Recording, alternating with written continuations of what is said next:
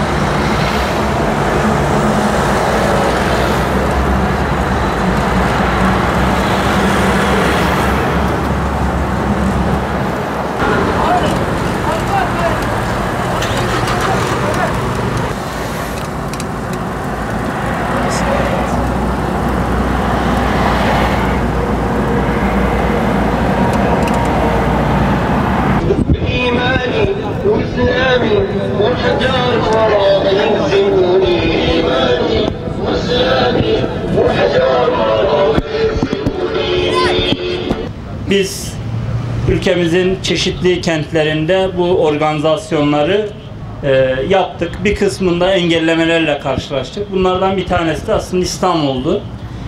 Yani İstanbul'da da ülke genelinde 14 ilde bu organizasyonu yaptı gençlik kollarımız.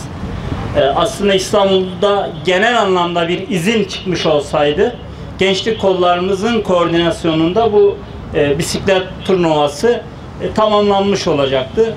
Oradan buraya kadar 2 kişi geldik. Belki bu noktada gerekli izinler çıkmış olsaydı belki bu 50-100 kişi olacaktı. Aslında sonuç itibariyle biz buradan Siyonistlere bir mesaj verecektik. Hakikaten ben çok detaya da girmek istemiyorum. Valiliğin, emniyetin genel anlamda organizasyonun yapılmasına izin vermemesini de biz anlamış değiliz. Bunu da kamunun vicdanına bırakıyoruz. Ben sadece şu çağrıyı yapmak istiyorum. Sayın Vali Bey de olmak üzere, Sayın Emniyet Müdürü de olmak üzere bu makamların veya da buna talimat veren kimse, bu makamların hepsi gelip geçicidir. Bugün makamlarda varsınız, yarın yoksunuz. En nihayetinde görev yaptığınız süre içerisinde hem topluma hem Allah'a karşı sorumluluklarınız var. Basına ve kamuoyuna 1917 yılından beri başta İngiltere olmak üzere emperyalist ülkelerin kirli entrikalarıyla Yüce Allah'ın kutsal ve bereketli olarak tanımladığı Filistin topraklarına çöreklenmeye başlayan Siyonist işgal çetesi bu tarihten itibaren Filistin'de bulunan Müslüman kardeşlerimize yönelik insanlık dışı baskılar uygulamakta, vahşi katliamlar gerçekleştirmektedir. 100 yıl önce emperyalistlerin Balfour Deklarasyonu ile başlayan işgal hareketi günümüze kadar uydurulmuş çeşitli anlaşma ve açıklamalarla desteklenmiş, Filistin topraklarına ait olan 28.000 kilometre karelik alandan 21.000 kilometre karelik alan ne yazık ki Siyonist İsrail çetesinin işgaline maruz kalmıştır. 14 Temmuz'dan bu yana Siyonist işgal çetesi Müslümanların ilk kıblesi olan Mescid-i Aksa'yı günlerce ibadete kapatacak kadar pervasızca bir kalkışmaya girişmiştir. Mescid-i Aksa'nın ibadete kapatılmasını protesto edip direniş gösteren Filistinli kardeşlerimiz ise Siyonistler tarafından şiddet kullanılarak dağıtılmış. Bu esnada bir kısım kardeşimizi şehit edip onlarca kardeşimizin de yaralanmasına sebep olmuştur.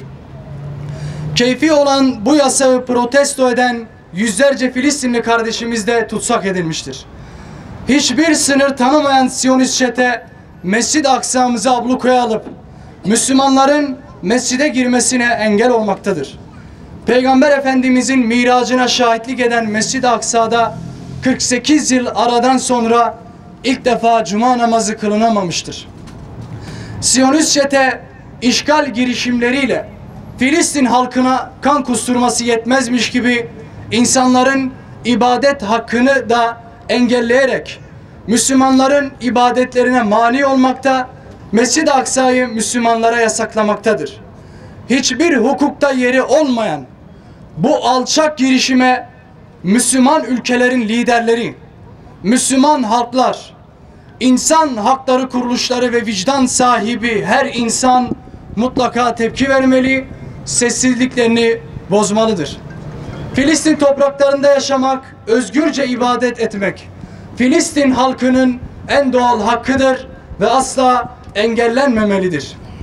Uyanmak vaktidir, dirilmek vaktidir. Emperyalizm ve Siyonizme karşı direniş vaktidir. Özelde Kudüs, genelde tüm İslam coğrafyasını emperyalizmin sömürüsünden kurtarma vaktidir. Bu minvalde Hüdapar gençlik kollarının Türkiye'nin birçok ilinde Kudüs için yola çık eylemleri kapsamında yaklaşık 3 hafta önce başlattığımız çeşitli protestolarla İstanbul Gençlik Kolları olarak Kudüs için farkındalık oluşturmak adına bisikletlerimizle Siyonist İsrail'i telin ettiğimizi, Kudüs'e destek verdiğimizi bildiriyoruz. Bizler hiçbir zaman zulümlere karşı sessiz kalmayacağız. Kudüs ve Filistin'in asıl sahibi olan Müslüman kardeşlerimizin haklı mücadelesine destek olacağız. Rabbimizden bizi bu hususta muvaffak kılmasını ve asla sessiz yığınlardan kılmamasını diliyoruz. Ve bu eylemimize gerek katılım sağlayan, gerek destek veren tüm parti, STK, camialara ve aziz halkımıza şükranlarımızı arz ediyoruz. Bu haklı mücadelemizde aramıza nifak, ayrılık tohumları eken ve bizi hiziplere ayıran düşmanlarımıza karşı Rabbimizden yardım talep ediyoruz. Ey Rabbimiz, ayaklarımızı dinin üzerinde sabit kıl. Hüdapar İstanbul Gençlik Kolları teşekkür ediyoruz. Değerli misafirler, programımız burada sona ermiştir. Katılım sağlayan herkese teşekkür ediyoruz. Var olsun İsrail! Var olsun İsrail! Var olsun İsrail! Var olsun İsrail! Zeki abi nerede? İsrail!